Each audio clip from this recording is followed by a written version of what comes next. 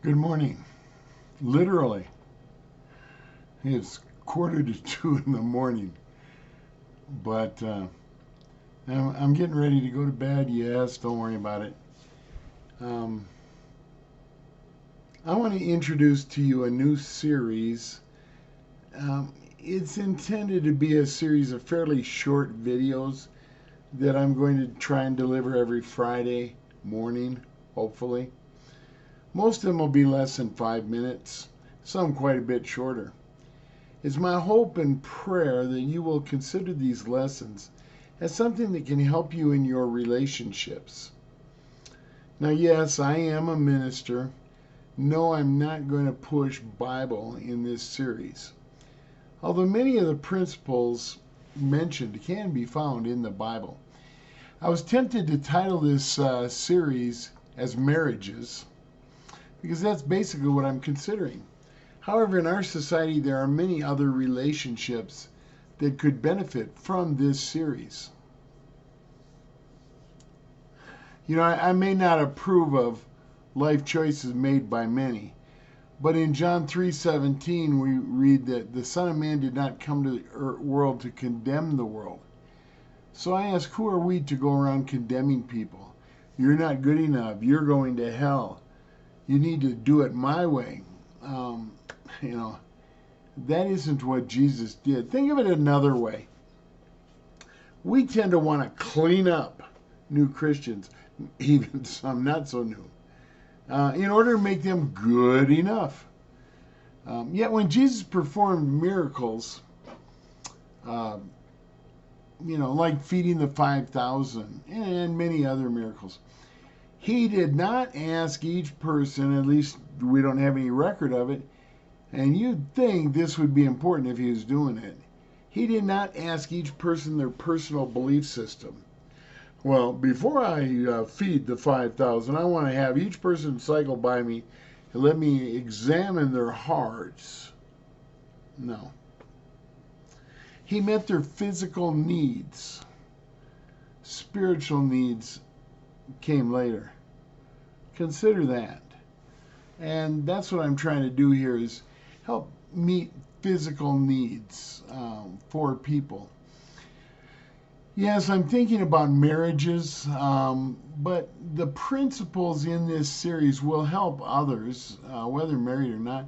And I'm not just talking about marriages or sexual relationships, but any relationship. The principles involved here, many of them can be applied to any relationship. A little common sense will help you sort that out. Yes, I'm thinking about heterosexual marriages between a man and a woman, but the principles that this series is based on will help other people.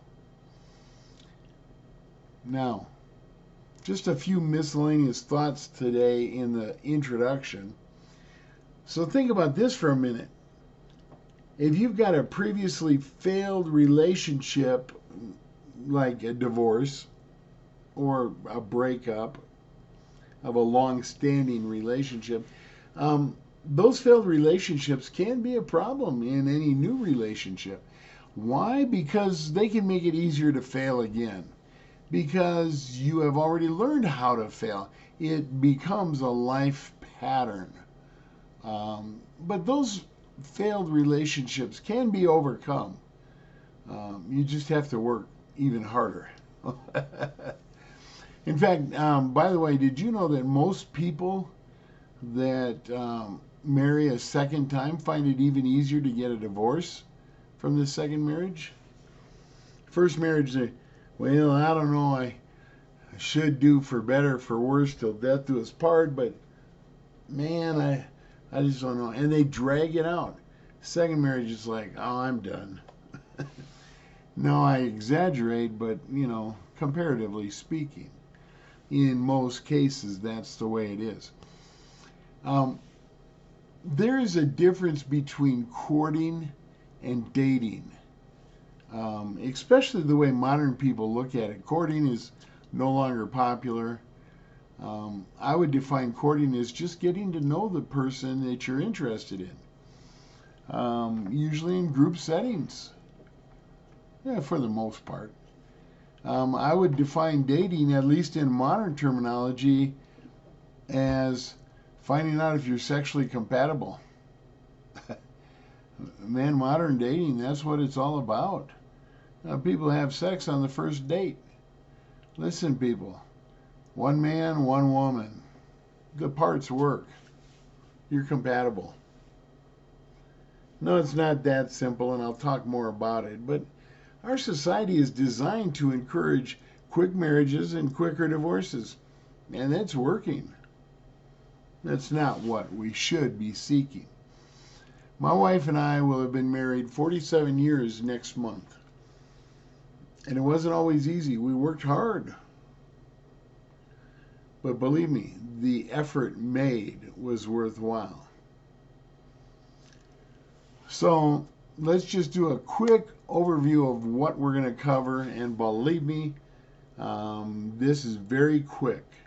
I'm probably going to have 30 or so short lessons.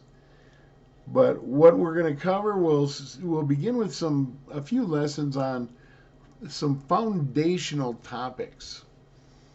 And then we're going to look at some specific guidelines. Areas where many people have problems. There are many more I could have put in that section. I think that one's like 10 or 12.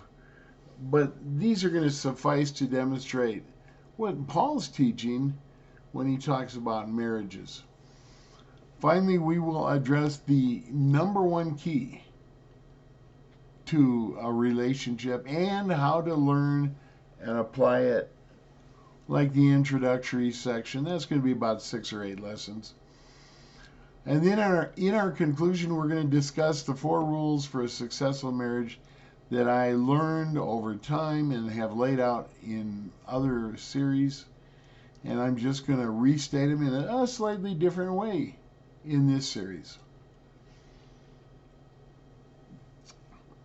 Well, I said most of these will be less than 5 minutes. This one won't. I knew that. I do hope that these are beneficial for you. I'll be praying for you, and I know a lot of people ignore what I have to say. That's fine. I know that people say they watch the videos and they don't. That's fine. We each have to make life choices. And I hope in this case your life choice will be to try and learn from these lessons that I've learned in more than 40 years of counseling.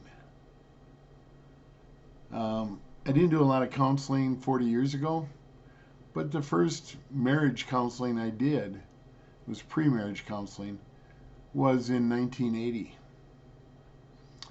And the older I have become, the more often I have done counseling of various types. I've learned a little. I hope I can impart that wisdom to you. God bless. Thank you for being here. And I look forward to seeing you somewhere, sometime. Goodness sakes, we have enough videos going on. But I just love to teach, and I think this is a good series. So we'll call it quits there. Next Friday, God willing, the creek don't rise. Bye.